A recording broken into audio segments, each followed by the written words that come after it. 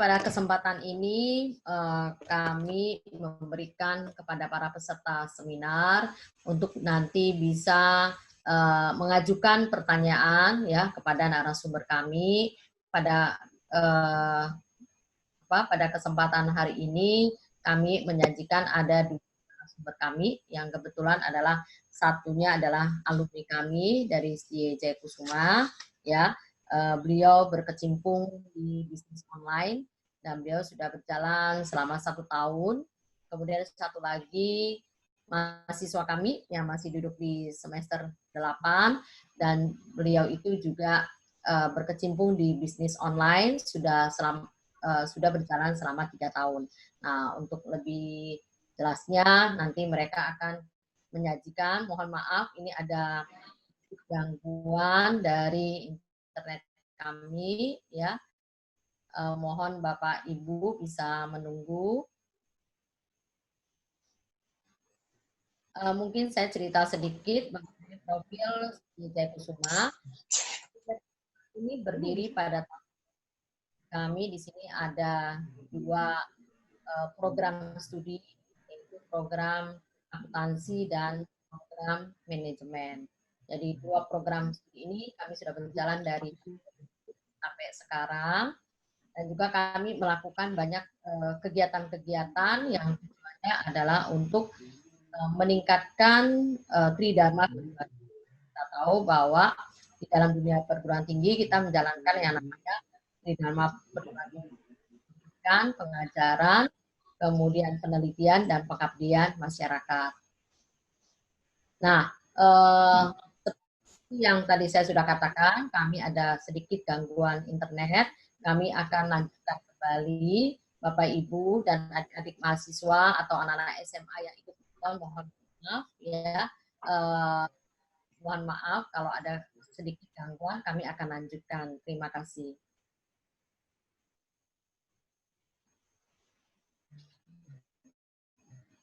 Terima kasih Bu Yeni.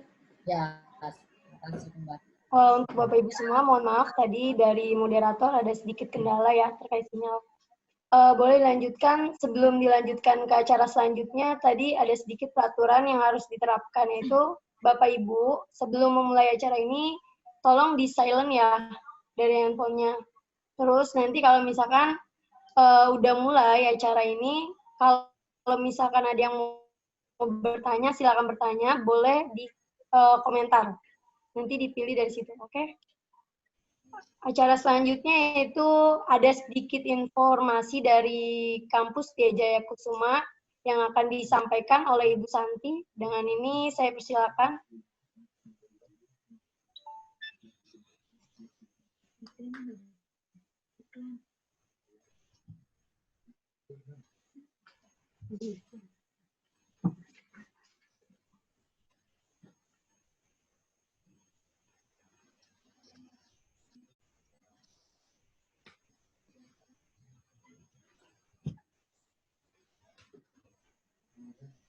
Sore mengenai TIA Jayakusuma. Untuk STIA Jayakusuma sendiri kita berdiri dari tahun 2000.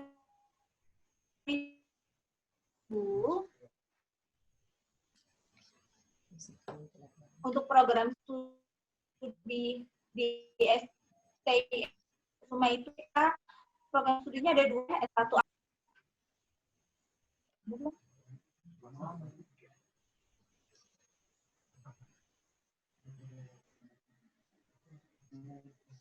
Oke, saya lanjutkan ya.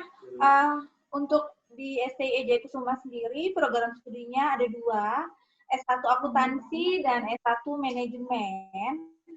Untuk STIA Jayakusuma sendiri, kita untuk pendaftaran ajaran baru di tahun 2020 ini ada 2 jalur. Jalur PMDK dan jalur USM. Untuk jalur PMDK itu persyaratannya untuk lulusan 2018, 2019, dan 2020, bagi mereka yang mendapatkan nilai rata-rata 7, Dari kelas 1, kelas 2, kelas 3 yang punya nilai rata-rata 7 ya, bisa masuk jalur PMDK di STI Jaya Kusuma itu tanpa tes, bebas biaya formulir pendaftaran. Untuk biaya semesternya itu diskon 5%. Jangan kecewa kalau misalkan yang lulusan 2017 ke bawah itu masih tetap bisa kuliah di STI Jaya Kusuma, itu ambil jalur USM atau ujian saringan masuk ya. Untuk formulirnya bisa diakses di formulirnya di web jayakusuma.ac.id. Untuk perbedaannya adalah untuk jalur USM itu biaya semesternya tidak ada diskon. Untuk STI Jaya Kusuma sendiri, lokasinya kita ada di Harmoni, di Delta Building, Blok A 32 sampai 36, Jalan Suryo Pranoto nomor 1 sampai 9, Harmoni, Jakarta Pusat. Kontak personnya 021 385 9402. Jadi kalau misalkan bagi kalian yang mau mencari informasi Jaya Kusuma, boleh kontak person ke STI Jaya Kusuma ya untuk lebih detailnya. Untuk biaya SPP-nya berapa di sini untuk tahun ini? Biaya SPP-nya untuk anak kelas pagi, biaya SPP-nya adalah 3 juta, itu bisa cicil 2 kali. Untuk anak sore, biaya semesternya 5 juta, bisa cicil 4 kali. Untuk uang gedungnya itu di STI Jaya Kusuma itu 2 juta, hanya 2 juta ya uang gedungnya, itu bisa cicil 2 kali. Untuk rincian cicilannya ataupun tabel yang ada di slide ya, kalau kurang jelas email ya untuk mengenai informasi PDIE Jaya Kusuma. Mungkin cukup di sini aja saya menjelaskan. Jadi kalau ingin kalau ingin daftar atau mau cari tahu seputar STI Jaya Kusuma, boleh kontak person di 021 385 9402. Cukup sekian dan terima kasih.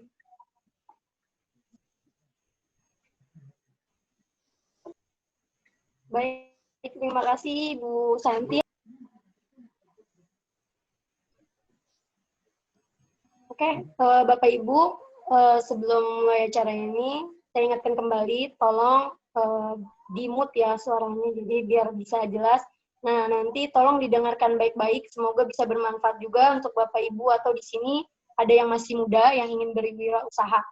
Untuk selanjutnya, sesi pertama akan dibawakan oleh Ibu Novi Lestari SE.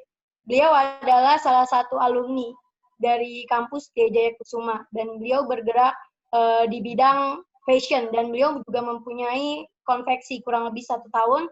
Untuk lebih jelasnya nanti Bapak Ibu bisa dengarkan, atau yang ingin bertanya bisa langsung bertanya. Untuk ini waktu dan tempat saya persilakan Ibu Novi.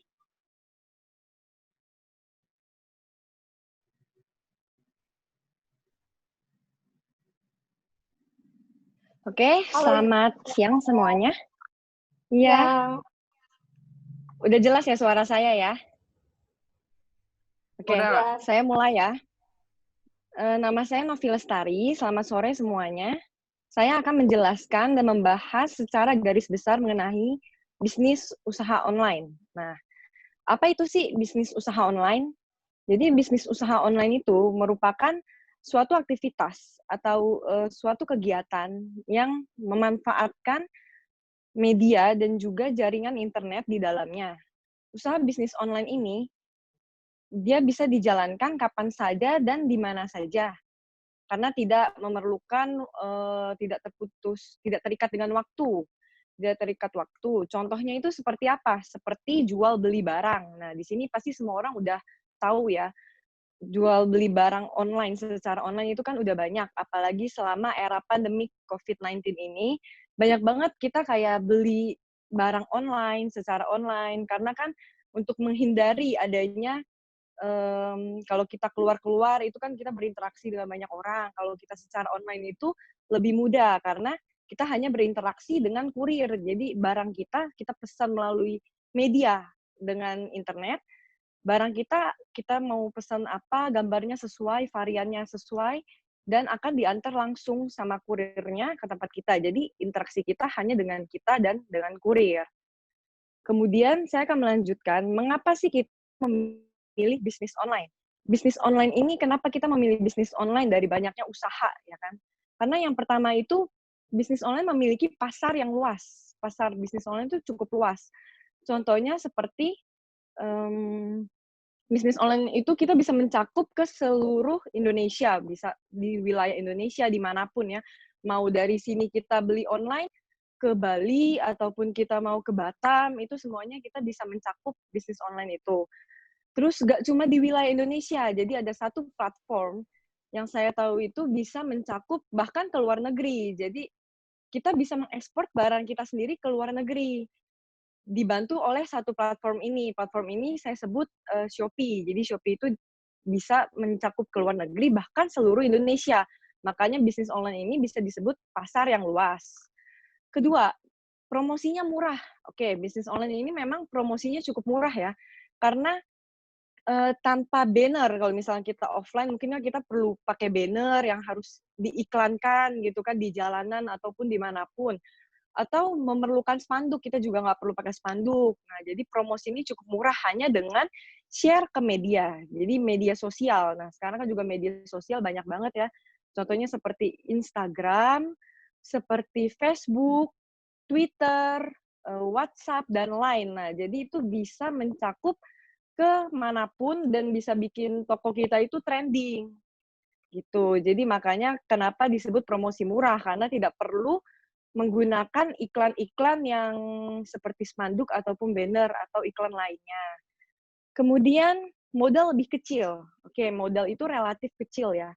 Karena kalau bisnis online itu kita tidak memerlukan sewa toko, apalagi untuk pemula. Untuk pemula itu kita cuma butuh media dan jaringan internet saja. Kita tidak perlu menyewa toko atau mengeluarkan biaya operasional. Mengeluarkan biaya operasional yang rutin atau untuk pemula apalagi tidak perlu membayar karyawan karena kita sendiri yang menjalankan usaha kita sendiri di awal-awal itu. Jadi makanya modalnya lebih kecil dibandingkan kita misalkan offline. Offline kan kita harus menyewa toko, menyewa tempat, atau menyewa gudang, contohnya seperti itu. Yang keempat, sistem bekerja 24 jam. Nah, sistem bekerja 24 jam yang di sini dimaksudkan karena bisnis online itu tidak terikat waktu. Kalau misalkan kita seperti kerja kantoran contohnya ya, itu kan kita kerja 8 jam. Jadi ada waktunya dari pagi jam 8 sampai jam 5 contohnya, atau jam 9 sampai jam 6. Tapi kalau bisnis online itu kita bisa kerjakan itu di jam berapapun, tergantung kita yang memanage waktu kita sendiri, kita yang memanage strategi kita sendiri, dan dimanapun kita bisa. Jadi makanya di sini disebut 24 jam itu karena bebas, kita fleksibel, kita yang mengatur waktu kita sendiri. Next, dapat dijalankan paruh waktu. Dapat dijalankan paruh waktu. Nah, di sini maksudnya tuh paruh waktu apa sih? Jadi kita bisa kerja sambilan, seperti saya kerja kantoran, tapi saya mau usaha sambilan atau paruh waktu dengan bisnis online ini. Nah, sebenarnya bisa banget. Jadi buat kalian yang butuh tambahan itu bisa, karena online itu bisnisnya tidak perlu yang terikat dengan waktu atau kontrak ya. Jadi kita bisa menjalankan itu sambilan dengan, atau bisa dijadikan second job, itu juga bisa gitu. Oke, kemudian cara memulai bisnis online itu gimana sih? Nah, cara memulai bisnis online ini, kita tuh harus memperhatikan produk yang akan dijual. Nah, yang pertama itu kita harus tahu nih, kira-kira kita jual apa. Nah, biasanya kalau saya itu melihat pasaran. Sekarang pasaran yang lagi laris itu, pasarannya lagi zaman apa ya? Contohnya sekarang sepeda nih. Sepeda kan banyak banget tuh. Orang di jalan biasa beli sepeda. Nah, mungkin sepeda bisa jadi salah satu usaha yang bisa dijalankan secara online. Sekarang kan lagi rame banget orang-orang naik sepeda, ataupun kita mau fashion. Nah, di sini tuh kita tentuin dulu, kita tuh mau jual apa gitu. Yang kedua, tentukan platform penjualan bisnis online. Tentukan platform. Nah, maksudnya di sini online itu banyak ya, luas, platformnya banyak, marketplace-nya juga banyak kan. Contohnya marketplace ya, kita bisa sebut Lazada, Tokopedia, Shopee, kan banyak banget. Kita harus tentuin, sebenarnya kalau mau tiga-tiganya juga it's okay, no problem ya kan. Cuma bagi saya untuk awal-awal lebih baik fokus di satu platform dulu.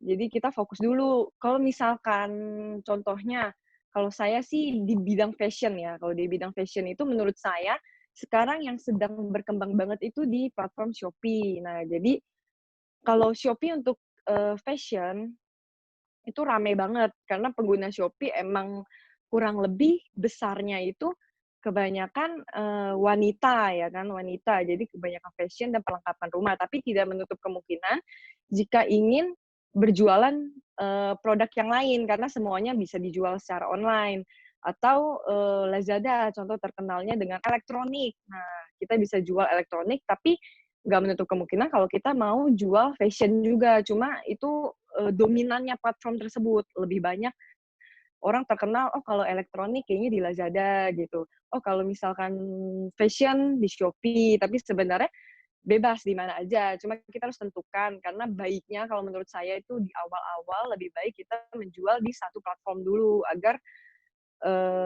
toko kita tuh bisa fokus. Oke. Terus setelah menentukan platform, kita harus foto produk secara menarik. Nah, ini penting banget ya. Ini penting banget dalam bidang usaha online karena kalau foto kita menarik, itu pasti akan orang-orang pasti tertarik. Karena kan kalau online itu biasanya orang nggak bisa beli langsung, jadi lihatnya dari foto. Jadi foto kita ya kurang lebih kualitasnya bagus, kualitasnya baik. Jadi orang-orang tertarik. Contoh latar belakangnya jangan yang ada latar belakang aneh-aneh atau fotonya jangan buram. Jadi kualitasnya baik. Jadi kita harus foto itu harus menarik karena kan online itu kita cuma calon pembeli kita cuma bisa melihat barang itu secara online, secara foto, gambar gitu. Yang keempat, berikan promo-promo yang menarik. Nah, di sini nih. Pasti semua orang kalau belanja, apalagi mau online, mau offline, mau semuanya, itu pasti orang-orang tertarik akan promo. Nah, promo itu penting ya, mau perempuan, mau laki-laki, itu pasti suka banget kalau misalkan belanja di toko yang banyak promo. Apalagi promo-promonya menarik nih. Nah, jadi kita harus bikin promo semenarik mungkin, biar calon pembeli kita atau customer kita itu tertarik. Nah, contohnya seperti kita bikin aja promo buy one get one. Nah, kita bikin contoh promo buy one get one, atau bikin promonya itu kita bikin voucher-voucher diskon. Nah, yang bisa menarik perhatian para customer kita gitu. Pokoknya promo-promo yang menarik. Kemudian kita harus perhatikan kualitas produk. Kualitas produk itu penting karena kalau misalkan produk kita bagus, customer kita, calon pembeli kita, pasti akan repeat order ke kita lagi, berlangganan, nggak kecewa tapi puas. Nah, itu paling penting dalam sebuah menjalankan bisnis usaha online itu. Karena kalau kualitas produk kita kurang baik atau tidak layak pakai atau tidak layak gunakan, sekali pakai udah nggak kepakai lagi, nah itu kan bisa bikin calon pembeli kita bisa aja kabur ke kompetitor lain gitu, atau lari ke kompetitor lain. Kan kita pengen menjaga langganan kita nih, atau biar dia repeat order, contohnya seperti itu. Strategi bisnis online di sini, yang pertama kita tentukan target pasar yang tepat. Target pasar yang tepat, contohnya kita di bidang fashion, saya harus tahu kira-kira ini fashion saya targetnya itu umuran remaja gitu kan, remaja sekitar 20-30 sampai dewasa lah. Nah, jadi kita harus tahu target kita apa. Contohnya kalau misalnya kita bikin packaging, jadi kita tahu kalau kita jualan anak-anak, yang mainan anak-anak itu kan kayak, oh kita packaging lucu-lucu nih yang anak-anak. Tapi kalau untuk yang remaja sampai dewasa, packagingnya yang elegan, yang biasa gitu.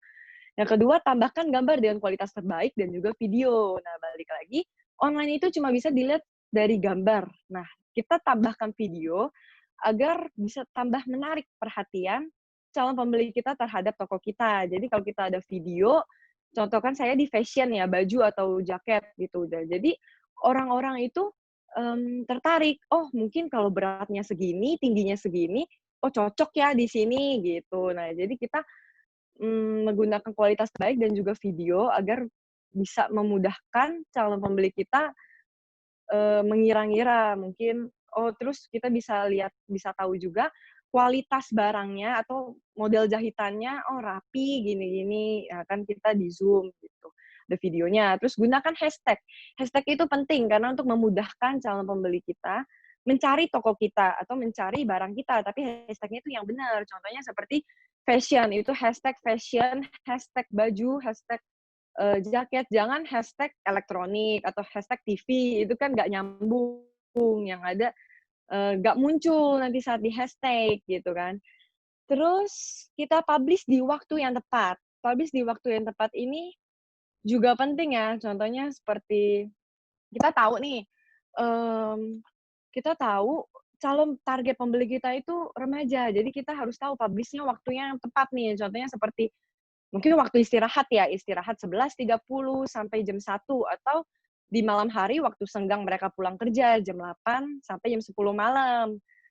Terus tambahkan tombol share ke sosial media untuk promosi. Jadi kita bisa, kalau di platform itu, kita bisa ada tombol share yang dapat kita sebarkan ke sosial media secara luas. Itu dapat membuat toko kita semakin trending, dapat membuat toko kita semakin dilihat banyak orang, karena sosial media itu luas banget ya, seperti Instagram, Twitter, Facebook, itu luas banget, bisa mencakup semuanya, gitu. Terus pentingnya bisnis online shop di era pandemi COVID-19 ini, penting banget ya, karena buat nambah pemasukan atau pendapatan kalian semua nih. Contohnya sekarang kan lagi WFH ya, work from home, kan lagi banyakan di rumah. Oh mungkin saya butuh tambahan seperti tambahan pendapatan. Nah, kita bisa banget coba usaha online ini. Karena peluang bisnisnya itu cukup besar. Cukup besar ya, apalagi sekarang semuanya kalau bisa dibeli online, semua dibeli online gitu.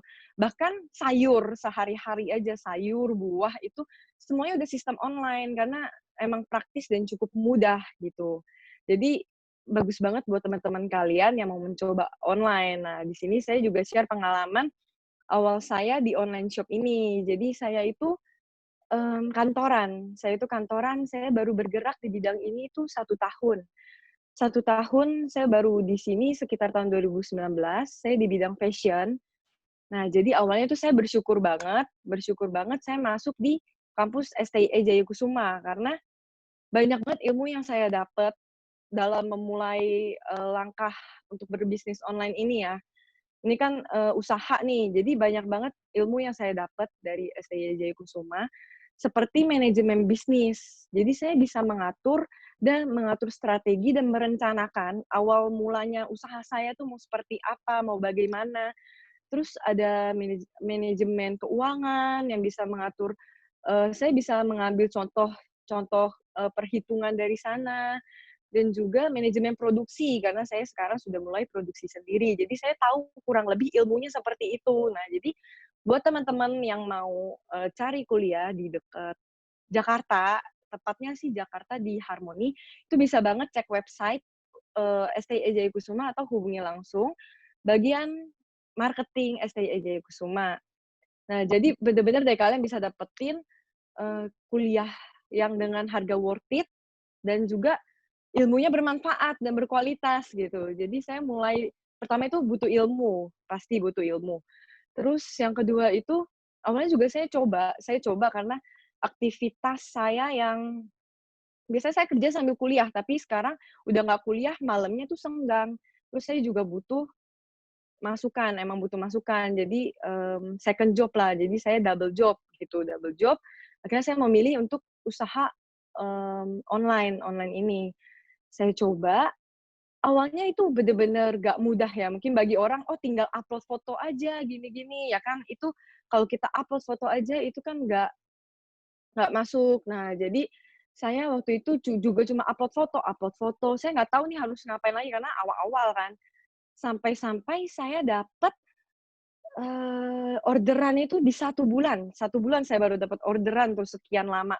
Setelah sekian lama, setelah jatuh bangun, up and down banget karena emang aduh nggak mudah bagi awal-awal ya. Jadi kita itu harus terus berusaha sih. Saya selalu memegang teguh ucapan yang usaha itu tidak akan mengkhianati hasil, karena memang terjadi. Jadi setelah saya usaha, saya belajar-belajar ilmu, terus saya nanya sama senior-senior yang sudah berpengalaman lebih lama di bidang online ini. Kemudian saya juga melihat dan memantau, ya bahasanya memantau, kompetitor sebelah saya yang menjual produk serupa sama saya. Jadi saya melihat, oh mungkin dari segi kualitas gambarnya, atau mungkin dari penjelasan deskripsi produknya yang bikin dia, kenapa dia bisa, saya nggak bisa, gitu kan. Pasti mikir gitu. Akhirnya saya evaluasi semuanya, sehingga sampai 1 bulan itu dapatlah satu orderan, dan itu benar-benar bersyukur banget, dan itu bisa bikin kita semangat banget. Wah, akhirnya dapat nih satu. Oke, jadi dilanjutin lagi sampai seiring berjalannya waktu, akhirnya saya awalnya kan reseller. Jadi customer beli barang sama saya baru ngambil sama supplier saya. Nah, jadi modalnya relatif kecil, sehingga saya dulu kan nggak ada modal kan, bener-bener nggak ada modal, coba doang. Yang penting customer beli sama saya ambil. Nah, lama-lama lumayan ada orderan, akhirnya saya mencoba dan memberanikan diri untuk memproduksi barang itu sendiri, walaupun pelan-pelan, dikit-dikit lah kita. Kalau fashion kan konveksi ya, jadi kita konveksi nih sendiri nih, walaupun nggak banyak, dikit-dikit, seenggaknya bisa. Karena kalau kita produksi sendiri, pasti harganya masih relatif lebih murah, sehingga kita bisa memberikan promo-promo yang lebih bagi calon pembeli kita. Nah, setelah itu, seiring berjalannya waktu sudah produksi sendiri, saya di awal tahun ini akhirnya resign dari kantor saya, karena memang tidak fokus kalau untuk menjalankan bisnis online itu. Kalau yang sudah berjalan ya, yang sudah berjalan banyak, kalau kita double job itu rasanya kurang fokus. Nah, akhirnya pokoknya intinya dari saya itu, buat teman-teman yang mau usaha online, jangan pernah usaha setengah-setengah. Kita harus yakin kalau kita itu bisa. Jadi pertama kita memberanikan diri coba, tapi kalau coba itu jangan setengah-setengah, harus sampai akhir, harus penasaran, kenapa saya nggak bisa, mereka bisa. Nah, itu motivasi saya sih, usaha nggak akan pernah mengkhianati hasil. Oke, sekian dari saya. Terima kasih.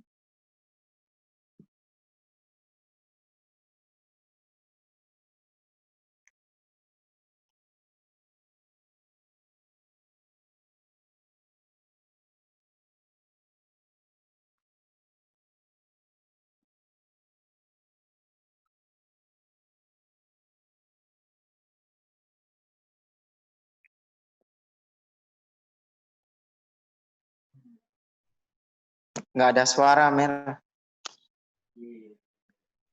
Untuk Ibu Novi, terima kasih. Dan untuk Bapak Ibu semua yang ingin bertanya, bisa di kolom komentar.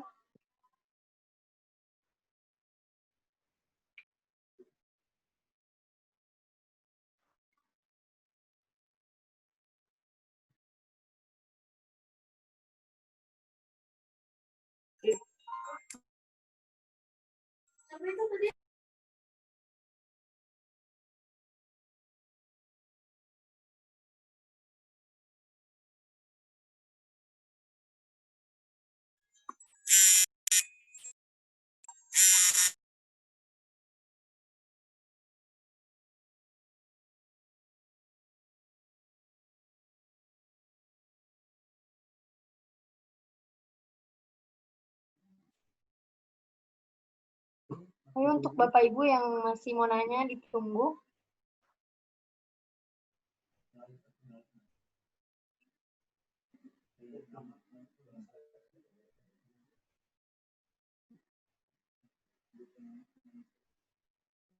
Ini ada pertanyaan dari Bapak Heriandi ya. Kalau boleh disebutkan nggak dari mana asalnya?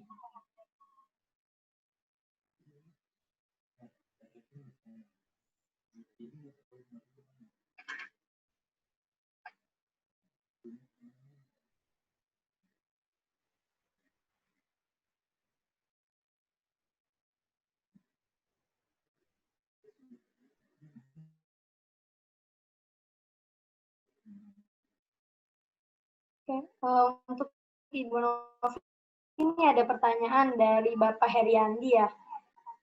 Selamat Oke. siang, mau tanya, bagaimana cara menentukan supplier yang cocok sama kita? Di zaman serba online banyak sekali pesaing buat kita. Apa? Coba Boleh bisa ulangi dijelaskan? nggak kedengaran? Oke.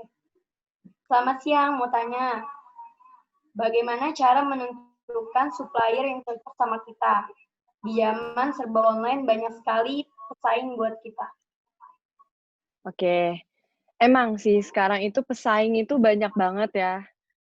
Berat banget dan juga bener-bener banting harga. Jadi kalau saya itu dulu juga reseller. Jadi kalau menurut saya tuh bener-bener cari vendor yang langsung. Kalau misalnya kita reseller itu kita cari yang bener-bener konveksi. Bener-bener dia produksi sendiri. Jangan sampai dia ngambil sama orang tapi dia bilangnya produksi sendiri dan harganya jadi lebih mahal. Jadi baiknya kita langsung kalau bisa ngambil ke pabrik langsung atau bener-bener yang konveksi sendiri lah, yang benar-benar konveksi dan dia juga tidak menjalankan online. Biasanya sih begitu, karena kalau yang konveksi sendiri biasanya dia jarang untuk menjalankan online. Jadi jangan ambil di tangan kedua, langsung ke first hand, pepet terus, gitu.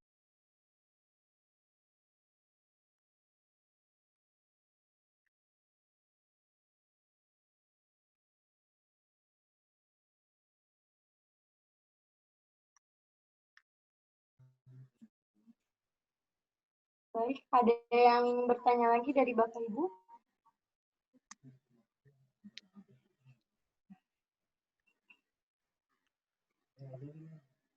Oke. Bapak Heriandi, mudah-mudahan terjawab ya oleh Ibu Novi. Ada lagi yang bertanya dari Cynthia dari Jakarta Pusat. Saya Cynthia dari Jakarta Pusat. Bagaimana caranya agar toko kita diketahui oleh customer dan bagaimana caranya memperkenalkan produk kita ke customer yang benar? Bagaimana cara mengenalkan produk kita ke customer yang bisa diulangi nggak pertanyaannya, maaf? Bagaimana caranya agar toko kita diketahui oleh customer? Dan bagaimana caranya memperkenalkan produk kita ke customer yang benar? Oke, jadi cara customer tahu produk kita itu gimana? Nah, pertama kita kan pasti promosi itu penting ya.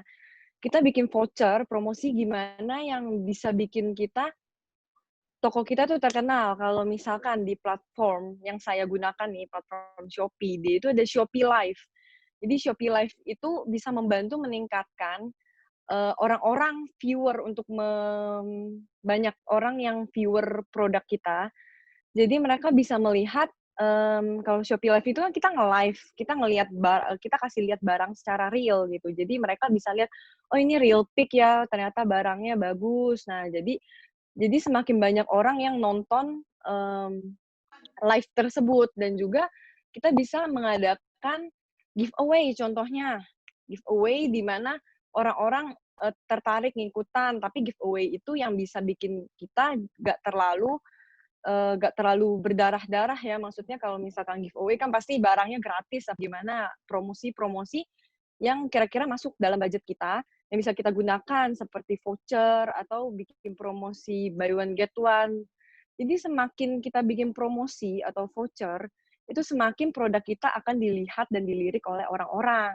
Seperti itu saran saya, banyakin promosi yang menarik, atau Shopee Feed atau Shopee Live atau story ya, dan share ke sosial media manapun ya, karena sekarang udah banyak kayak Instagram, Facebook, Twitter, share semuanya, karena kan ada dari platform sendiri tombol share, gitu.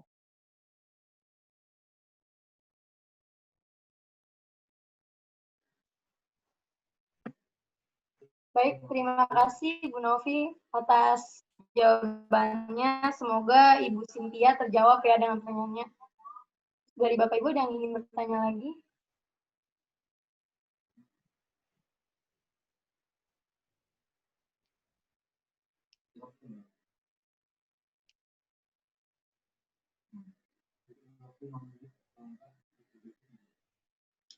Oke, Bapak Ibu yang masih mau bertanya, ditunggu ya 3 menit lagi ya. Ibu Novi, saya ingin bertanya sebelum Iya, boleh. sambil nunggu peserta ya. Boleh ya? Boleh. Ini kan kita bicara tentang bisnis online untuk generasi milenial ya. Saya kan masih milenial nih. Kemarin baru ngejalanin suatu bisnis online itu lewat Instagram. Ya. Nah, niatnya itu cuman buat di masa pandemi ini. Tapi pada nyatanya saya pengen usaha ini tuh panjang. Gimana sih cara promosinya biar kita narik anak muda, terutamanya biar beli produk kita. Karena yang saya jual adalah produk makanan. Oh, makanan. Kita bisa aja bikin mukbang. Kalau anak milenial kan sekarang mukbang ya. Contohnya kayak dia kayak makan banyak gitu kan. Kalau makanan malah menurut saya sih lebih mudah ya. Karena kalau makanan itu kan banyak banget peminatnya nih. Jadi kita bisa aja bikin acara mukbang. Atau yang bisa kita share-share ke YouTube channel. Sekarang kan udah banyak nih sosial media yang kayak gitu. Bisa kita share, kita bisa endorse juga makanan itu, kayak kita bikin video, kita makan sendiri itu makanan, dan bener-bener yang nunjukin kalau emang itu makanan tuh bener-bener enak gitu. Jadi bisa buat ngajak kayak teman-teman itu untuk bikin acara mukbang yang kita share ke YouTube channel. Jadi itu bisa menarik banyak. Kan orang lihat, oh ini makanannya kayaknya enak nih. Jadi banyak dong yang bakal mencoba atau order gitu. Kalau dari saya sih kayak gitu.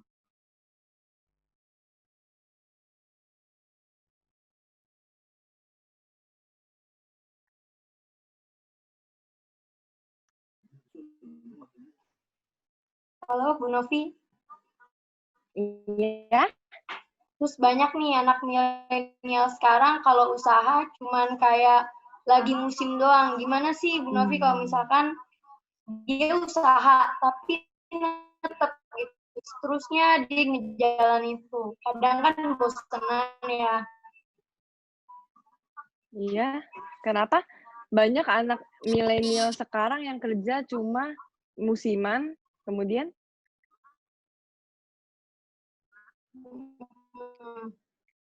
Kayak misalnya contoh nih, sekarang lagi musim baju ya, baju piyama gitu misalkan. Terus dia cuma jualan dikit. Gimana sih caranya biar seterusnya dia tuh bakal ngembangin itu usaha dia makin terus maju gitu? Sebenarnya balik lagi ke diri kita masing-masing sih. Kita ngejalanin usaha ini sebenarnya untuk setengah-setengah karena bosen atau karena emang bener-bener butuh pendapatan gitu. Sebenarnya balik lagi ke diri kita masing-masing. Kalau emang kita mau manjangin usaha kita, makanya saya selalu bilang itu usaha itu jangan pernah mulai untuk setengah-setengah. Karena kalau kita setengah-setengah yang ada malah buntung bukan untung ya. Kalau kita kan butuhnya untung gitu. Kalau saya sih ngejalanin usaha ini memang karena saya butuh pendapatan yang lebih gitu. Jadi kalau jalanin usaha, kalau memang kita serius, itu jangan setengah-setengah, karena bener-bener sayang banget kalau usaha itu cuma dijalanin setengah-setengah, padahal banyak banget mungkin customer di luar sana atau calon pembeli di luar sana yang pengen banget kita itu bisa panjang. Saya juga pernah, saya waktu itu sempat tutup toko cuma 3 hari, banyak banget customer yang ngechat atau inbox, "Kak, kenapa tutup?" gitu. Padahal kan memang waktu itu sedang overload. Nah, jadi baiknya untuk tetap diperpanjang, karena kalau memang usaha itu dapat berjalan, usaha itu bisa dijalanin, janganlah kita kayak setengah-setengah, "Oh, sekarang mau lagi musim sepeda, udahlah jualan sepeda sebentar-sebentar," ya. Kan enggak juga, karena sebenarnya kalau kita jalaninnya panjang, kita serius, itu pasti bisa berkembang. Nggak ada usaha yang nggak berkembang sih, apalagi dimulai dari nol. Mungkin nggak sekarang, mungkin nggak besok, tapi yang kalau kita usaha pasti hasilnya akan ada. Pasti suatu saat berhasil. Gitu. Oke. Baik, terima kasih Bu Novi atas waktunya dan ilmunya ya. Ini benar-benar sangat bermanfaat juga buat saya dan Bapak Ibu semua mungkin yang baru menjalankan bisnis online atau yang ingin menjalankan bisnis online. Oke, untuk selanjutnya ini kita masuk ke sesi 2 ya, yaitu yang akan dibawakan oleh Ibu Supania. Beliau adalah salah satu alumni juga dari Setia Jaya Kusuma. Latar belakang beliau kurang lebih beliau itu menjual makanan, awalnya dari franchise, sekarang sampai buka brand sendiri. Nanti kurang lebihnya akan dijelaskan oleh Ibu Supania. Waktu dan tempat dipersilakan untuk Ibu Supania. Halo. Halo. Sore, ya ini sore. Selamat sore, nama saya Stefania. Kebetulan saya masih semester 8, belum jadi alumni, tinggal skripsi aja karena ada kendala COVID, jadi masih belum terselesaikan.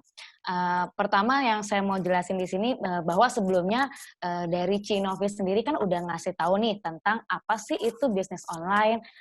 Bisnis online itu bisa jadi reseller, terus bisa juga kita jual di berbagai platform. Dan bisnis online itu dikategorikan bisa dibilang minim modalnya, tapi bisa mendapatkan keuntungan yang lumayan. Nah, kalau di sini saya bergerak, dulu saya bergerak di bisnis online, kemudian saya mulai beralih ke food and beverage. Food and beverage ini saya memiliki total keseluruhan saya memiliki 5 outlet, yang itu 2 ayam geprek si gendut Laguna, ayam geprek si gendut Tanah Pasir, lalu Nompoiti Apartemen Laguna, Nompoiti Tanah Pasir, dan Nompoiti Teluk Gong. Nah, jadi untuk food and beverage ini sebenarnya semua orang tahu ya, maksudnya bidang food and beverage ini kebanyakan menjual makanan ataupun minuman. Nah, untuk yang ayam geprek si gendut ini bergerak di usaha makanan ayam geprek. Dan untuk yang Nompoiti ini adalah spesialis untuk minuman Thai tea. Kalau saya mulai usaha ini sejak tahun 2017, itu bulan Agustus kurang lebih. Itu saya masih kuliah, dan ini bukan branding, tapi kalau yang ayam geprek si gendut ini kita adalah franchise. Franchise itu apa sih? Nah, franchise itu tuh sebenarnya seperti kita menggunakan hak atau merek orang lain yang kita franchise itu kan berbayar, maksudnya kita ada biaya franchise gitu kan. Jadi franchise itu adalah mereka yang punya nama, mereka yang punya menunya, dan kita menjalankan per outlet. Jadi siapapun bisa punya bisnis ini tanpa harus pusing-pusing mikirin, aduh mau jual makanan apa nih, aduh bingung nih mereknya apa nih, aduh logonya gimana, atau banyak hal yang harus dipikirkan kalau kita mau usaha sendiri, mau branding sendiri. Tapi kalau dengan franchise kita lebih dimudahkan dengan hal-hal yang nggak perlu mikirin nama, nggak perlu mikirin menu, nggak perlu mikirin marketing dan lain-lainnya.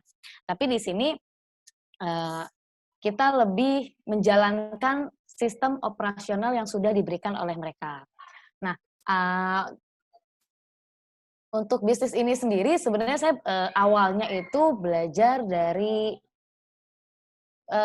coba-coba sih. Awalnya saya kenapa bisa bisnis ini karena awalnya itu saya sempat dulu lamar kerja di tempat lain, dan akhirnya saya ketolak. Saya ketolak kerja, dan dari situ saya nggak pernah lamar kerja lagi. Dari situ saya berprinsip bahwa aduh gimana pun saya harus coba bisa bikin usaha sendiri. At least saya dapat menghasilkan uang tanpa harus menyusahkan orang tua ya. Jadi dari situ saya mulai iseng awalnya franchise. Pertama ini saya join. Jadi ini saya nggak sendirian, saya ada partner untuk membuka usaha ini dengan beberapa teman saya. Lalu dimulai dari usaha ini berkembang, mungkin nggak sampai setahun saya buka outlet yang kedua. Dalam tahun 2018 saya buka 3 outlet sekaligus, baru tahun 2019 kita buka 1. Habis itu kita vakum dulu, nggak buka-buka lagi, karena rata-rata ini dijalankan personal sih, maksudnya saya yang mengurus operasional ke-5 outlet tersebut. Jadi ya dari sini bagaimana sih cara menjalankan bisnis franchise ini? Sebenarnya gampang sih. Kalau misalkan kita udah franchise, hal yang paling perlu kita lakukan pertama kali adalah mencari tempat. Di antara semua kegiatan usaha yang sulit untuk food and beverage, apalagi untuk kita buka offline, itu adalah mencari tempat. Mencari tempat itu termasuk salah satu strategi kita bisa melihat peluang, di mana kita mencari tempat itu juga nggak asal sembarang pilih ya. Maksudnya kita buka di sini, oh ada tempat kita langsung cari, enggak. Jadi kita juga harus melihat market di sana tuh bagaimana, perilaku konsumsi sekitar masyarakat di situ gimana. Apakah dengan kita buka usaha ini, apakah makanan ini range harganya cocok di daerah sekitar. Contoh misalkan kita buka di daerah perkantoran, akan berbeda jika kita buka di komplek. Nah, seperti itu. Lalu juga menentukan lokasi yang paling pertama, terus kedua juga kita harus mencari karyawan. Setelah mendapatkan lokasi, terus habis itu juga kita mendapatkan franchise-nya, lalu kita buka. Lalu yang tahap selanjutnya adalah kita mencari karyawan. Nah, dalam proses mencari karyawan ini, kita juga banyak belajar bahwa mencari karyawan itu juga nggak mudah loh. Maksudnya kita harus tahu gimana perilaku mereka saat bekerja. Walaupun kita belum tahu nih, kan mereka belum kerja nih. Tapi kita harus banyak belajar. Nah, dulu makanya penting banget buat kalian untuk kuliah di Setia Jaya Kusuma. Di sini tuh saya waktu itu belajar banyak. Saya belajar sumber daya manusia yang diajarin sama Bu siapa namanya, Bu Titin, dosen saya. Jadi dia tuh mengajarkan bagaimana perilaku manusia, bagaimana kita menangani seseorang gitu. Jadi banyak hal yang dipelajari. Terus di sini juga di kuliah ini juga saya banyak mempelajari tentang strategi manajemen waktu, manajemen dulu saya ada belajar semacam SIA. Jadi gimana sih alur dari orang bisa, kita harus memikirkan juga nih, kayak misalkan tahap awal, kita ulang. Saya agak grogi ya, jadi maaf kalau bahasanya agak terbelit-belit. Jadi untuk yang saya mau jelaskan di sini adalah sistem franchise. Jadi franchise di sini pertama kita menemukan lokasi, kita memerlukan modal yang cukup besar. Biasanya franchise cukup besar, tapi belakangan karena di era sekarang itu franchise banyak banget yang harganya sangat ekonomis. Mungkin ada juga yang 5 juta sampai di bawah 10 juta pun ada. Nah, untuk yang ini, pertama kita harus menyiapkan modal, terus kedua kita harus menyiapkan lokasi yang strategis, kita harus survei tempatnya terlebih dahulu, melihat apakah tempat tersebut cocok dengan usaha yang akan kita buka. Lalu yang ketiga, kita juga harus memikirkan perekrutan karyawan atau pegawai. Nah, setelah tahap itu selesai, maka kita sudah bisa beroperasional. Nah, ternyata di masa pandemi ini juga termasuk salah satu pukulan yang cukup besar ya, impact-nya cukup besar untuk usaha food and beverage. Banyak banget untuk di bidang food and beverage ini sempat turun terjun payung bahkan, karena orang yang ke kantor nggak ke kantor, terus banyak orang juga yang nggak berpenghasilan. Jadi karena hal tersebut, banyak orang yang mungkin mulai masak di rumah, terus nggak pesan makan. Nah, tapi di sini kita bersyukurnya juga karena kita bekerja sama dengan berbagai apps atau aplikasi Gojek ataupun Grab. Untuk food and beverage ini kan ada GrabFood sama GoFood. Nah, penting banget juga buat kalian yang pengen buka food and beverage, itu menurut saya tuh zaman sekarang wajib banget harus masuk ke dalam aplikasi seperti GrabFood ataupun GoFood. Karena aplikasi ini sangat membantu kita dalam perihal penjualan juga, menaikkan omset yang cukup besar, dan juga mudah, karena zaman sekarang tuh siapa sih, contoh sekarang lagi hujan nih, siapa yang mau keluar beli makan, lagi hujan-hujanan, mendingan pakai HP langsung pesan makan gitu kan, itu lebih mudah. Makanya sekarang untuk kalian yang pengen buka usaha food and beverage juga, kita juga harus bisa main di berbagai apps. Sebenarnya nggak GoFood, GrabFood aja sih. Cuma mungkin ada beberapa apps yang memang agak asing, kayak contoh Magic Pin, terus habis itu seperti masuk ke Zomato juga untuk bisa orang bisa tahu nih lokasi kita di mana. Atau enggak kalau orang ada di daerah sekeliling tempat kita berjualan, mereka bisa tahu nih, oh daerah ini tuh ada jual makanan apa sih. Nah, kayak gitu. Terus untuk setelah itu, ya jatuh bangunnya banyak sih. Tapi yang paling penting adalah tetap bertahan dan perlu ada saling pengertian juga ke pegawai ataupun karyawan, karena di masa pandemi kayak gini kan banyak banget yang terpuruk, kayak ada yang karyawannya di PHK, apalagi yang model food and beverage nih rata-rata kan karyawannya adalah bukan pegawai yang gaji UMR juga gitu, jadi ada yang pegawai harian, jadi hari itu nggak kerja, hari itu nggak makan. Nah, makanya di sini sebisa mungkin kita juga harus memikirkan berbagai macam cara untuk mengikuti promo yang ada di GrabFood, ataupun promo yang ada di GoFood, ataupun kita bisa bikin promo-promo lainnya yang dapat menarik pelanggan. Nah, itu juga penting banget nih, apalagi di masa kayak gini. Nah, paling penting dari semua untuk food and beverage adalah tes rasa, kualitas rasa, kualitas kebersihan, itu juga penting banget tuh, itu mempengaruhi banget. Karena kalau misalkan tempat kita jorok, tempat kita kurang bersih misalkan gitu ya, orang kan datang jadi, ih tempatnya nggak bersih nih, ih ada misalkan kotor atau ada serangga atau apa. Nah itu juga perlu diperhatikan. Makanya kenapa di tempat saya sangat menjaga quality control untuk ayam geprek si gendut ini sendiri dan juga non-politis sendiri. Jadi selama pandemi ini juga kita kemarin gitu. Jadi karyawan harus wajib pakai masker, harus pakai hand sanitizer, terus juga diukur suhu tubuhnya supaya produk apapun yang kita jual kita menjamin kebersihan dan kesehatannya juga kepada para pelanggan.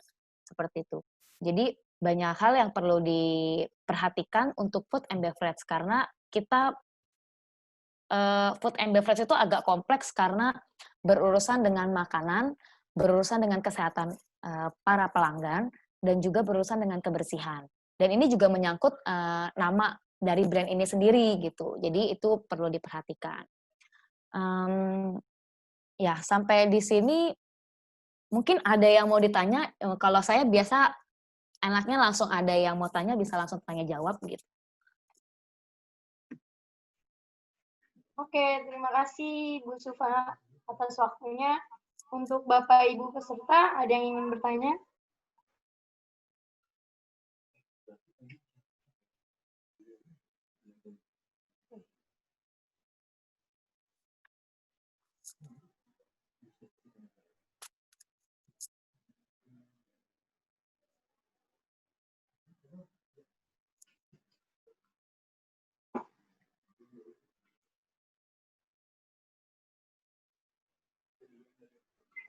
Saya untuk Bapak Ibu yang ingin bertanya masih ditunggu ya.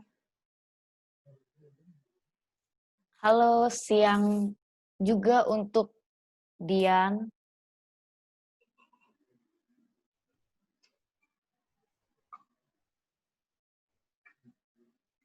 Oke, Ibu Sufa ada yang bertanya nih. Dari Ibu Dian, dari Jakarta Utara. Pertanyaannya, apa yang menjadi bahan pertimbangan Ibu untuk mengambil band tersebut? Oke, di sini sebelum franchise itu kita juga nggak bisa sembarang ambil pilih franchise ya. Paling penting kalau saya pribadi, saya nggak bilang ini benar, tapi kalau saya pribadi adalah ketika saya pengen branding, pengen franchise satu merek gitu kan, saya harus coba, saya pribadi harus makan itu makanan, dan saya rasa saya suka sama makanan itu. Jadi nggak mungkin dong saya franchise makanan yang saya nggak suka gitu. Nah itu saya nggak mungkin ambil sih. Jadi paling penting adalah kita mencoba produk tersebut dan kita merasa cocok atau kita merasa suka dulu nih sama barang tersebut. Karena kalau enggak, gimana ya nanti kalau kalian yang punya outlet, terus kalian jual, kalian sendiri aja nggak suka makanan itu. Gimana kalian bisa dengan PD-nya bilang, oh makanan ini tuh enak gitu loh. Nah itu sih pertimbangan saya sesimpel itu aja. Yang penting saya suka sama makanan itu, saya tahu kualitas makanan itu baik, saya tahu makanan itu enak dan harganya juga terjangkau. Jadi waktu pas saya mau franchise merek ini, saya kan coba dulu gitu kan. oh ternyata nasi ayam geprek, satu nasi ayam geprek kalau 16.000, nasi sepuasnya. Saya sebagai pembeli, ya saya mau beli terus, ya murah, makan kenyang, enak lagi. Nah, sesimpel itu sih. Jadi pertimbangan utama saya adalah saya harus menyukai produk tersebut, saya harus tahu produk tersebut baik dan bagus, baru saya berani untuk ambil branding itu. Jadi untuk merek apapun gitu, jadi sebelum kalian franchise, cobalah untuk mencicipi produk tersebut dan mulai di review gitu. Maksudnya menurut kalian gimana sih rasanya gitu. Kalian harus menempatkan diri kalian sebagai pembeli. Kalau kalian pembeli, kalian akan beli nggak nih? Kalau kalian akan beli ya berarti usaha itu bisa dijalankan. Seperti itu. Cukup atau ada pertanyaan lagi? Baik, terima kasih Bu Sufa. Jawabannya semoga Ibu Dian mengerti ya. Atau lebih jelas lagi boleh dipertanyakan kembali. Dari Bapak Ibu ada yang mau nanya lagi? Oh, saya juga ada satu tambahan. Penting juga buat kalian, mungkin sebagian dari kalian udah ada yang punya usaha food and beverage. Karena di masa pandemi ini saya juga belajar banyak bahwa usaha apapun yang kalian lakukan, maupun itu online, maupun itu food and beverage, maupun itu konveksi atau everything. Tapi saya belajar bahwa setiap usaha atau setiap setiap bisnis atau usaha perlu memerlukan dana darurat. Apalagi karena kita udah belajar nih dari masa pandemi ini kan nggak ada yang pernah tahu nih kalau ini akan terjadi misalkan pandemi kayak gini. Nah, penting banget punya dana darurat karena dana darurat itu cukup membantu kita di saat tiba-tiba terjadi krisis seperti sekarang. Kayak misalkan tiba-tiba omset terjun payung, terus habis itu omset berkurang, terus habis itu juga penjualan berkurang, terus habis itu orang nggak ada yang bisa keluar, tapi karyawan kita nggak mungkin cut begitu aja. Nah, dana darurat ini penting banget. Jadi untuk kita supaya bisa bertahan, bisa survive lah di masa-masa kayak gini. Nah, itu penting banget tuh. Dana darurat seperti itu juga penting banget.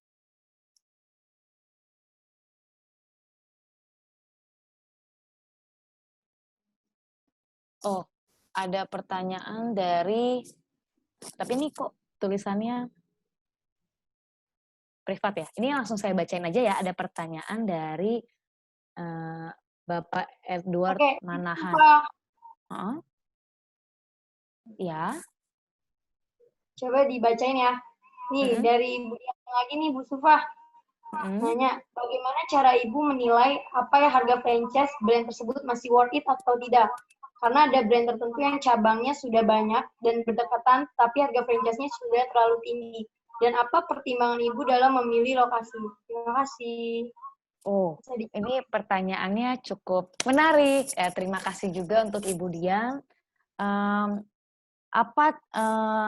Bagaimana cara Ibu menilai apakah harga franchise brand tersebut masih worth it? Itu pertama.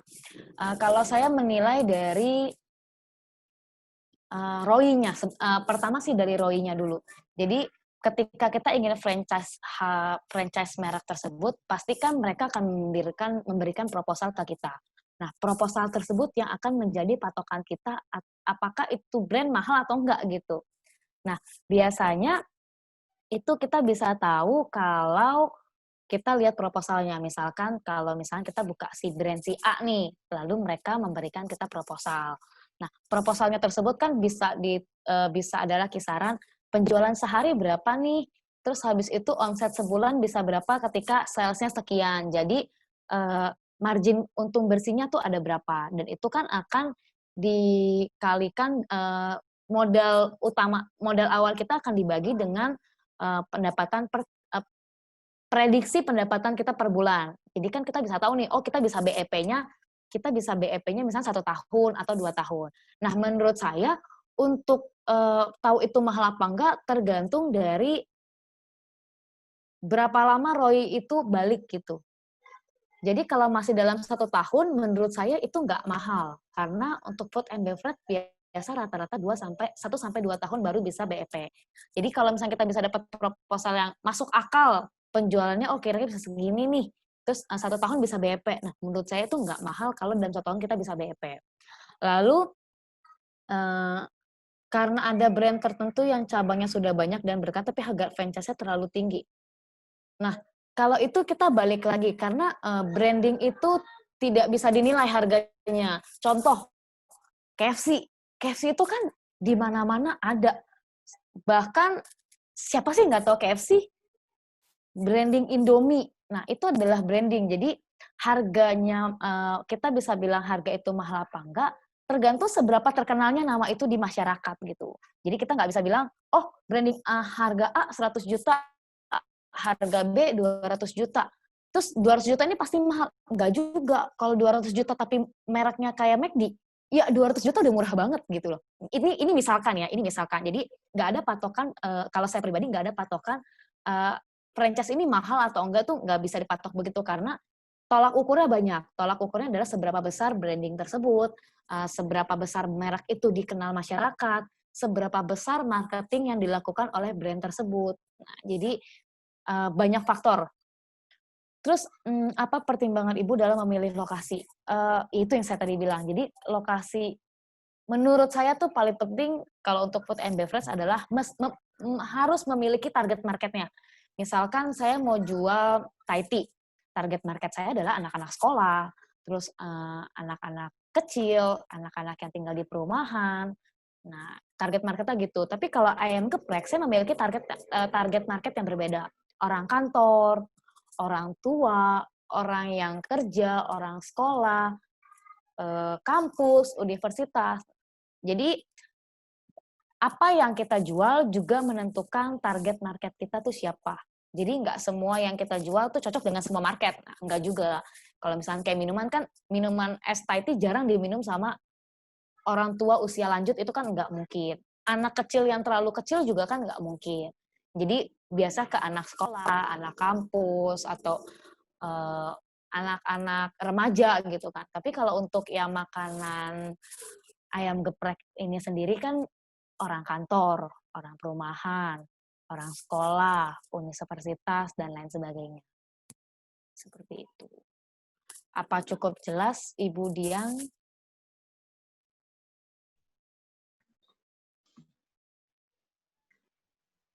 Oke, baik, terima kasih Ibu Sufania, dan semoga Ibu Dian udah cukup ya. Ini sekali lagi nih, Bu Sufa, ada pertanyaan dari Ibu Natasha Alexander, sorry. Selamat siang, saya Natasha. Saya sendiri baru mulai bisnis usaha makanan online, dan memang hasil online itu lumayan. Gimana cara mempertahankan bisnis makanan? Perlu nggak kita punya store sendiri? Sedangkan kalau punya store, biayanya lebih besar. Oh, siang Ibu Natasha, ini saya jawab pertanyaannya. Saya sendiri baru mulai bisnis usaha makanan online dan memang hasilnya lumayan. Terus gimana sih cara mempertahankan makanan tersebut? Nah, berarti pertama kalau memang hasilnya lumayan, berarti saya bisa bilang, wah makanan kamu pasti enak. Makanya kenapa makanan kamu bisa ada repeat order, orang masih mau beli, terus juga hasilnya lumayan. Nah, gimana sih cara mempertahankan itu? Atau kita perlu nggak sih punya store sendiri? Nah, ini balik ke masing-masing pribadi ya. Karena kalau jual online aja boleh, jual online tanpa punya offline atau punya store itu bisa. Jadi kalian, Ibu Natasha bisa mulai misalkan brandingin atau enggak misalkan mulai marketingin. Jadi misalkan sistem PO atau misalkan yang pasti untuk mempertahankan adalah jangan pernah berhenti mempromosikan, mengiklankan, atau memberitahu kepada masyarakat bahwa ini brandnya ada loh. Jadi Ibu harus bikin brand Ibu tuh menonjol, atau brand Ibu tuh diingat orang terus nih. Jadi tiap hari orang lihat, misalkan buka IG, muncul makanan Ibu gitu loh. Nah, seperti itu. Terus untuk mempertahankan itu sendiri ya kualitas rasa paling pertama sih. Jadi harus bisa mempertahankan kualitas rasa dari makanan itu sendiri. Juga harus bisa memanajemen atau memarketingkan produknya sendiri dengan baik. Karena kalau misalkan sistemnya online, bukan offline, maka periklanan itu paling penting. Mengiklankan brand atau makanan itu sendiri itu tuh penting banget. Karena kan nggak punya store. Jadi orang cuma tahu kalau itu ada di media sosial, misalkan seperti itu. Tapi kalau misalkan cuma offline, tapi nggak iklan, nggak gimana-gimana, takutnya semakin lama orang akan lupa akan brand itu atau enggak produk yang ibu jual gitu. Jadi tetap paling penting adalah mempertahankan itu dengan cara terus beriklan atau terus mempromosikan produk makanan yang ibu jual. Jadi memang ada plus minusnya untuk membuka store sendiri. Jadi kalau misalnya ada store ya biasa ada uang sewa lah, ada karyawan lah, ada biaya listrik, air segala macam. Tapi kan kalau online semua bisa dikerjakan di rumah, menghemat biaya sewa dan lain-lain. Tapi ya gitu, untuk marketingnya juga jauh lebih berbeda. Kalau offline kan orang tahu store-nya di mana dan orang lewat, orang lihat, siapapun yang lewat akan lihat toko tersebut. Tapi kalau offline nggak, offline berbeda. Makanya dikarenakan offline tidak memiliki fisik, makanya iklan itu harus perlu jor-joran. Kalau kita bilang tuh iklan tuh biasa di online tuh paling menekan makan banyak biaya gitu. Jadi itu sih. Tapi kalau sampai sekarang dijalankan itu menghasilkan yang lumayan, berarti untuk kualitas rasa seharusnya sudah oke. Jadi dipertahankan dengan cara yaitu beriklan, mempromosikan produk tersebut, masuk ke Gojek. Online juga bisa masuk ke Gojek atau Grab loh. Jadi Gojek Grab itu nggak cuma untuk offline store. Setahu saya online juga bisa. Nanti diikutin persyaratannya setahu saya bisa. Jadi kalau dengan online bisa ada Gojek, Grab, ya itu juga jauh lebih baik gitu loh. Nggak perlu keluar biaya sewa, apalagi sekarang didominasi penjualan itu mungkin 50-60% berasal dari online. Seperti itu. Oh, terima kasih untuk pertanyaannya, Natasha.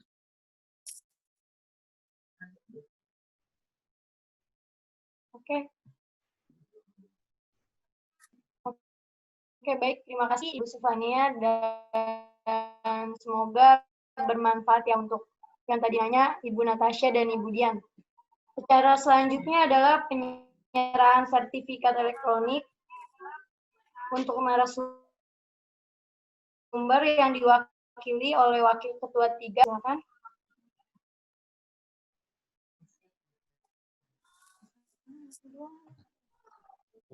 Sudah. Oh, ya. Ya, selamat sore semuanya. Jadi terima kasih kepada Novi dan terima kasih juga untuk Sufania yang telah sharing. Semoga sukses ya untuk usahanya. Ya, terima kasih Pak Imam. Untuk Sufania jangan lupa ya selesaikan skripsi. Siap Pak, sedang nanti kalau proses. Udah lanjut usaha udah lupa. Supaya nggak lupa ya. Oke, semoga sukses untuk Anda semua berdua dan terima kasih atas sharingnya. Dan ini saya serahkan sertifikat secara elektronik untuk Anda berdua. Ya. Oke, terima Pak. kasih dan sukses selalu. Ya. Oke. Terima kasih Pak. Aduh, ya, makin ganteng aja Pak. Lama nggak ketemu. Amin.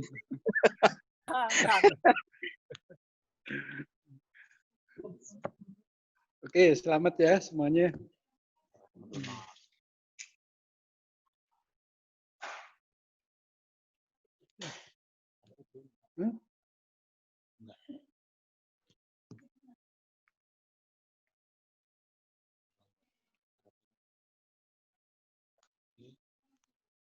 Oke.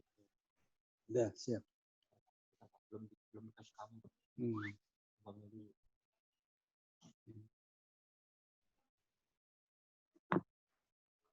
Ya, kita laksana semua ya. Terima kasih Pak Imam atas waktu dan tempatnya. Untuk para peserta, Bapak Ibu dan narasumber, para dosen yang telah hadir, boleh dihidupkan kameranya ya sebelum kita penutupan buat di screenshot.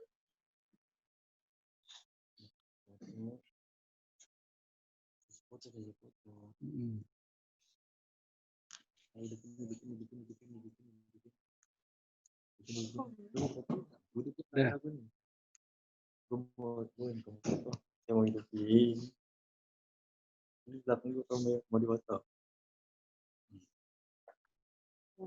Ini gue dia. Oke, sekali lagi untuk Bapak Ibu peserta yang belum mengaktifkan kameranya bisa diaktifkan ya kameranya.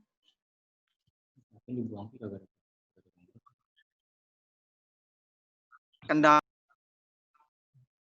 Boleh. Tuh, semuanya dia bikin. Foto, screenshot. Lama sekali. Kita lihat video-video anak-anak. Lihat foto-fotonya.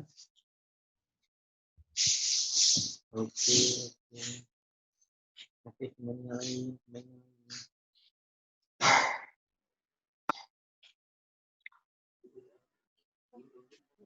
Semua. Ini screenshot. Terus tadi ini track fotonya kan kita cara fotonya. Track Udah semua. udah kita waktu 3 menit sama mama. Udah nggak cukup men? Ini belum tutup lama.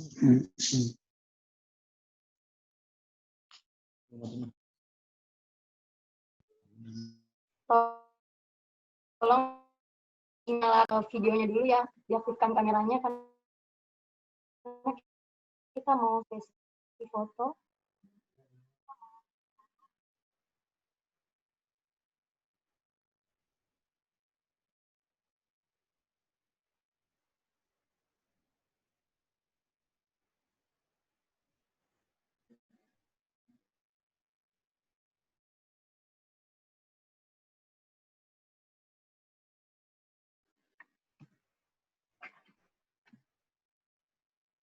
Baik, sebelumnya saya menutup acara, saya ucapkan terima kasih untuk para pimpinan dari kampus Jaya Kusuma, para staf dari kampus Jaya Kusuma, atau dari mahasiswa Jaya Kusuma, beserta para peserta yang dari luar Jakarta atau di luar Jakarta yang telah mengikuti acara seminar ini.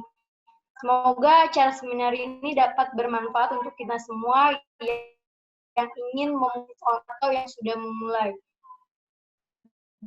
Dan terima kasih juga untuk narasumber kita yang sudah panutan kita semua. Semoga ilmu yang diberikan bisa bermanfaat untuk kita semua. Saya sebagai moderator mohon mengundur diri. Bila ada kata kesalahan, tolong dibukakan pintu maaf yang sebesar-besarnya. Maka saya akhiri seminar ini. Terima kasih semuanya. Selamat sore. Selamat sore. Selamat sore juga. Terima kasih. Terima kasih Ibu Fania dan Ibu Terima kasih Lestari atas penjelasannya. Terima kasih semua. Terima kasih. Semoga sehat selalu. Ya, terima kasih juga. Ya, terima kasih semuanya. Terima kasih Semoga semuanya. sehat selalu. Terima kasih Ya, semua. semoga kita sehat selalu. Semoga semua sehat selalu. Terima kasih Bapak Imam. Semoga. Semoga. Semoga sehat selalu, Pak. Sehat selalu. Terima kasih Bu Yeni. Ya, semoga. Terima kasih Bu Yeni. Terima kasih semuanya. Semoga. Ya, semoga. Ya, terima kasih. Oke, ciao. Iya. Terima kasih, Bu Yeni. Terima kasih Bu Yeni. Izin live ya. Udah pada live anjing.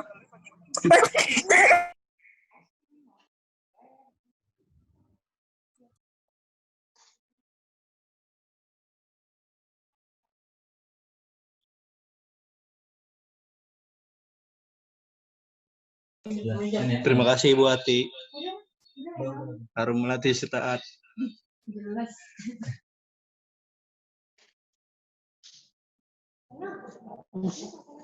Mana? Oh, ntar dulu.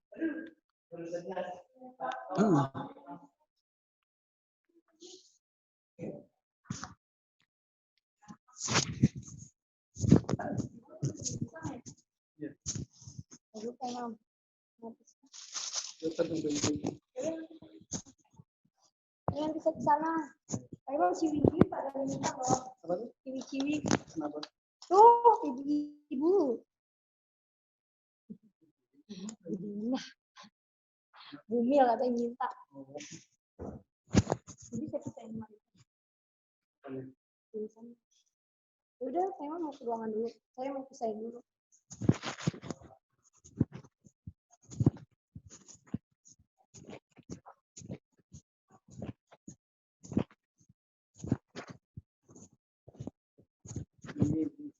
Apa Pak?